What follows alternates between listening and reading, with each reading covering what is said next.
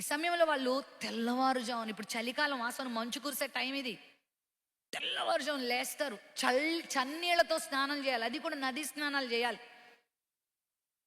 తడి బట్టలతోనే ఇంటికి రావాలి. తెలుసా, గజగజ ఉనికిపోతారు. ఇంకా చాలా చాలా నియమాలు ఉంటాయి, చాలా కష్టంగా ఉంటాయి, అవి చేయటం చాలా కష్టం.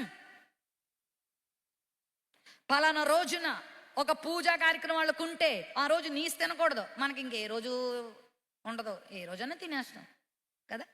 మన దేవుడు ఈ రోజు తినకండి ఆ రోజు తినకండి ఏం పెట్టలే కదా. ఈరోజు నీసు తినకూడదు, ఫలానా చోట మ్రొక్కుకోవాలి, అవి చేయాలి, ఇవి చేయాలి, అవి చేయాలి, ఇవి చేయాలి, ఇవి చేయాలి, ఎన్నో ఉంటాయి.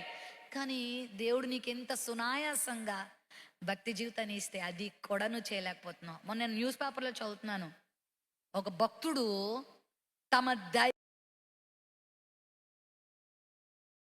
దేవతను మెప్పించటానికి ఉపవాసాలు చేస్తున్నాడంట.